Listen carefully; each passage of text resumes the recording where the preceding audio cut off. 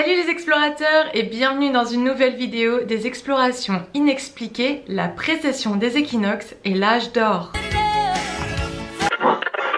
Ce n'est pas une défaillance de votre téléviseur. Comme d'habitude, je cite mes sources et cette fois-ci encore, cette vidéo est principalement basée sur l'investigation de David Wilcock. Vous vous rappelez, dans ma vidéo sur la glande pinéale, on retrouve son symbole, celui de la pomme de pin, partout dans le monde et durant des ères différentes. Dans le film de Patrice Pouillard et de Jacques Grimaud, il nous est démontré comment différentes civilisations divisées aux quatre coins du globe, ont découpé leurs pierres et les ont empilées de manière antisismique. C'est une nouvelle observation que nos ancêtres possédaient beaucoup plus de connaissances, voire de technologies, que l'on s'accorde à le croire. Comment des civilisations antérieures à nous ont fait pour détenir ces savoirs dont nous avons à peine connaissance aujourd'hui? Que leur est-il arrivé? Rand et Rose Flemhat ont rattaché ensemble toute une série de références uniques qui viennent du monde entier avec des recherches impeccables pour en arriver à cette conclusion. De tous les coins de la Terre, la même histoire est racontée. Le soleil dévie de son axe, le ciel s'abat, la terre est arrachée et déchirée par les tremblements de terre. Et enfin, une grande vague d'eau engloutit le globe. Les survivants faisaient tout ce qui était en leur pouvoir pour empêcher que cela se reproduise. Avez-vous déjà entendu parler du moulin d'Hamlet, ou Hamlet's Mill en anglais? C'est un essai d'investigation édité en 1969 sur les origines de la connaissance humaine et sa transmission par le mythe. C'est un essai qui est coécrit par Giorgio Santayana, un professeur d'histoire et de la science au MIT, von de Schend, scientifique à la Johann Wolfgang Goethe Universität. À l'intérieur, on peut y lire un travail remarquable de comparaison entre les mythes et l'histoire, qui va progressivement mettre en évidence une archéo-astronomie, ou autrement dit, d'une période de précession des équinoxes. C'est toujours à cette période que des choses se passent avec les monuments les plus anciens, la pyramide de Gizeh qui monte ses 8 faces, que la pyramide de Kukulkan déroule son serpent, que le temple Maljra à Malte éclaire son passage principal et un petit sanctuaire au bout du bâtiment. Et bien sûr, nous ne pouvons pas passer à côté de Stonehenge. Destination de rêve lorsque l'on veut observer l'équinoxe et d'où on peut regarder le soleil descendre sur les vieilles pierres. Bien évidemment, j'en passe des meilleurs, donc n'hésitez pas à les rajouter dans la section de commentaires. Qu'est-ce qui fait que toutes ces cultures qui n'ont d'apparence aucun lien en viennent à la même information? Et sur l'astronomie, quelle est cette information? Dans le livre Le Moulin d'Hamlet, la réponse donnée est simple. Les mythes ont encodé un cycle à long terme dans l'orbite de la Terre, un cycle d'un peu plus de 25 000 ans. Ces prophéties nous racontent que ces périodes de grandes difficultés nous permettent d'atteindre ce que l'on appelle l'âge d'or. L'exemple classique pour illustrer cette conclusion est cette légende nordique du Ragnarok. Elle est un peu glauque, mais elle se termine bien. La Terre elle-même sera effrayée et commencera à trembler. La mer quittera son bassin. Les cieux se déchireront et les hommes périront en grand nombre. Après cela, Alfadour, le Tout-Puissant, va provoquer un nouveau ciel et une nouvelle terre qui émergera de la mer.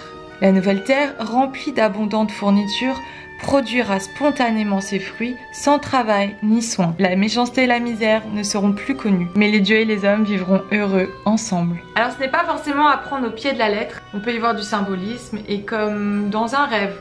Il faut comprendre son symbole. Le moulin de pierre pour moudre le maïs est une image qui a été fréquemment utilisée dans les mythes antiques, dans divers endroits du monde, pour décrire un vacillement lent dans l'axe de la Terre pendant plus de 25 000 ans. Dans l'astrologie occidentale, ce cycle est divisé en 12 zodiaques. Bien que la Terre change de vitesse légèrement au fil du temps alors qu'elle se déplace à travers ce cycle, la plupart des astrologues l'ont arrondi à 50 arcs par seconde par an. Cela crée 12 âges du zodiaque de 2160 ans chacun, et donc faisant un total de 25 920 ans. Si vous calculez le cycle avec notre vitesse actuelle qui est de 50,3 arcs par seconde par an, il finirait à ce moment-là à 25 675 ans. Mais comme il fluctue, la plupart des astronomes modernes l'arrondissent à 25 800 ans.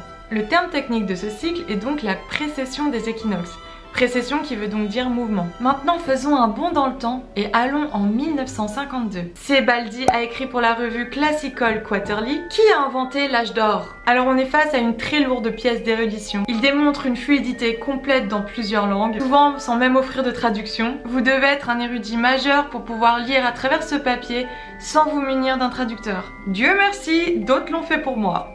Il y a beaucoup de passages dans la littérature ancienne qui dépeignent une existence imaginaire différente des épreuves de la vie réelle. Une existence bénie avec la générosité de la nature, troublé par les conflits ou le désir. Naturellement, cet état de bonheur est toujours placé quelque part, ou parfois même à l'extérieur de l'existence humaine normale. Que ce soit dans un endroit très lointain ou hors de la carte, que ce soit dans un paradis ou après la mort, ou encore dans un futur sombre ou un passé très lointain. D'après l'étude de Baddeley, l'âge d'or est pour la première fois mentionné par Hésiode dans Travaux et les jours. Ce n'est pas clairement expliqué, mais il fait allusion au bonheur dans lequel seraient les hommes si les dieux ne leur avaient pas caché la méthode. La recherche de Baddeley implique que pendant l'âge d'or, ou l'âge du temps, nous faisons l'expérience d'un état d'être qui nous aurait été caché par les dieux. Gardons à l'esprit que comme c'est une reformulation mythologique de l'information ancienne, on pourrait en déduire que les dieux ne peuvent représenter rien de plus que des cycles naturels de la Terre, du Soleil et de la galaxie qui affectent notre état d'être et notre niveau d'évolution, comme j'en ai parlé dans ma dernière vidéo sur les nombreux miroirs. Les références dans la littérature plus ancienne montrent une plus grande variété de croyances sur le temps et lieu d'une vie plus heureuse. Une variété qui ne peut pas être retracée seulement à Hésiode ou toute autre source unie, mais qui transporte une vieille tradition et qui est répandue à différents moments par différents auteurs et de nombreuses façons différentes. Le mythe indo-iranien, dans lequel Yima de la mythologie zoroastrienne et Yama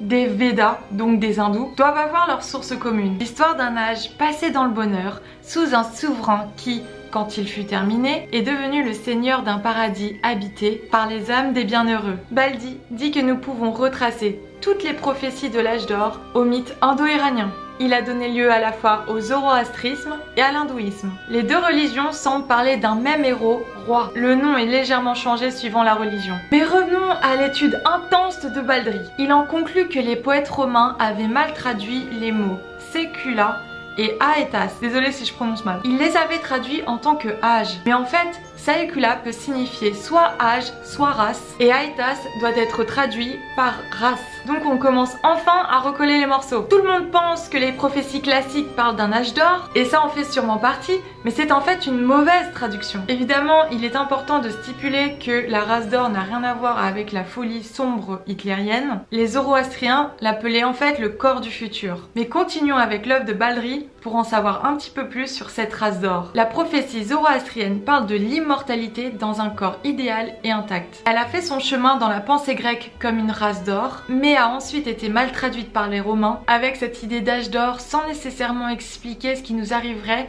quand nous serons dans cet âge d'or. Le dernier mot dans Novus Ordo Seclorum est aussi un dérivé de Secula. Je vous le donne en information, mais ceci ouvre un tout autre sujet. Dans la tradition zoroastrienne, les prophéties sibylles parlent d'un âge d'or à venir et affirment clairement que ce sera un âge où l'or se reproduira dans toute la terre, c'est-à-dire tous ceux qui sont ici. Est-ce que vous connaissez cette œuvre, l'apothéose de Washington? Elle apparaît sur le plafond bombé du Capitole des États-Unis. Cette image est entourée d'un cercle de 72 étoiles à 5 branches. William Henry et le docteur Mark Gray ont souligné que cela ajoute un total de 360 points d'étoiles. Si on multiplie le nombre de points d'étoiles par le nombre d'étoiles, nous obtenons, devinez, 25 920. Ce qui nous laisse suggérer que les pères fondateurs américains étaient bien au courant de la précession des équinoxes et des prophéties qui en sont liées. Alors si vous avez aimé cette vidéo, laissez-le moi savoir en lâchant le pouce bleu. Et moi en attendant, je vous dis à très bientôt pour de prochaines aventures. Bye!